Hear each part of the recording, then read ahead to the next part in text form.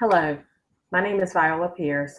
I am here to present Unit 1 activity for healthcare management, with Dr. Hitt being the professor for this class.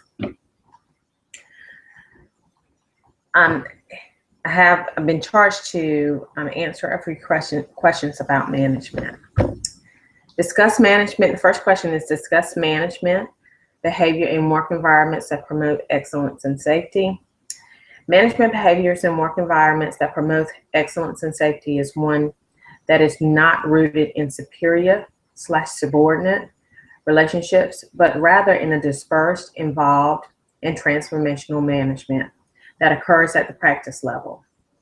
Management should be open to ideas and be transparent when it comes to the direction of the organization. The behavior should be one where asking the why of the nurses that they are leading is important. There should also be an environment that the nurses can ask why of the leader. The leader at all times should know the reasons why they are doing something. There should never be a time when the leader is following blindly. When a leader follows blindly, they are leading blindly. That creates an abyss in a situation that can easily be avoided by asking why. Leaders should have vulnerability and integrity. Cheaters never win and winners never cheat. Never lie to your staff or to the patients that you care for. That's leading with integrity. Vulnerability is huge also. People want to see the vulnerability so that the manager is relatable.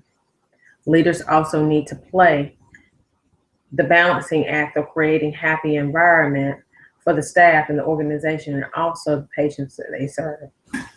Second question is, how do management behaviors in this type of setting differ from the one in which excellence and safety is not priority? The difference is in one that does not place excellence and safety as a priority is that these managers are not open to ideas. These managers have superior and subordinate relationships. Oftentimes, the management style is authoritative. There's never questions as to why. They're always a do as I say leader. There is definitely no vulnerability. Integrity can be altered depending on the situation. And there is often not a priority placed on the staff and the patient. The priority is only placed on the bottom line. What communication and decision-making strategies are fostered in their work environment that promote excellence and safety? Communication should be clear and communicated in a way that everyone is able to comprehend the message. There should also be consistency in communication. The message needs to be one that provides consistency with current situation. If the situation changes, as it many times does in healthcare today, the manager needs to change the message, but clearly communicate the reasons why the message has been altered. This is in an effort to accommodate complex adaptive systems. Communication should be two-way. The manager should be able to listen as well as deliver messages. Listening is a huge part of communication. Strategies for decision-making should be centered around, first, building networks that deliver needed resources at the local, state, and national level.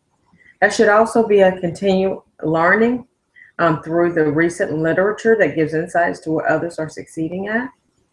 Being knowledgeable and involved in the politics of your organization and professional organization becomes important. Communicating frequently about the decisions provides transparency and also places a large part of time in the direction of accomplishing the goal.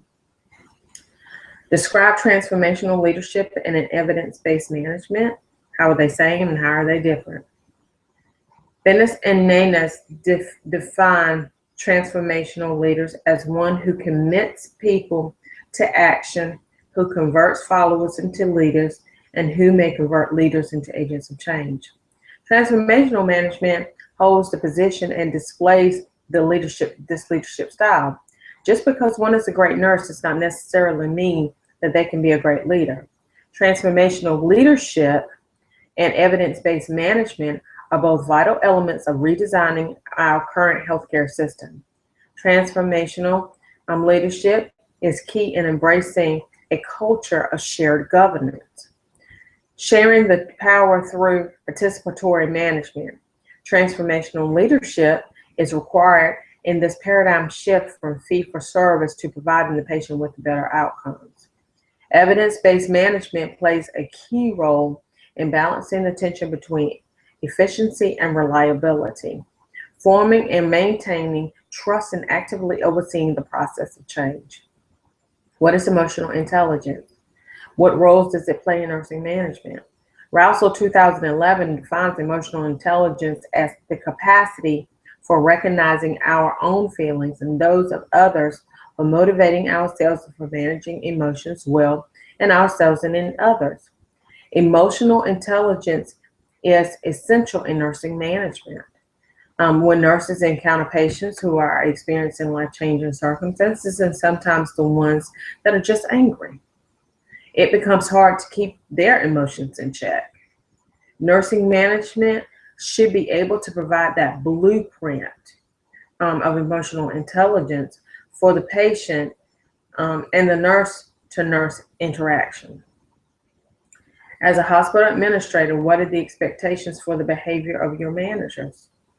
My expectation as a hospital administrator is that the nurse manager displays the behaviors that are previously mentioned in question number 1, where they're open to ideas, they're agents of change, they change with the current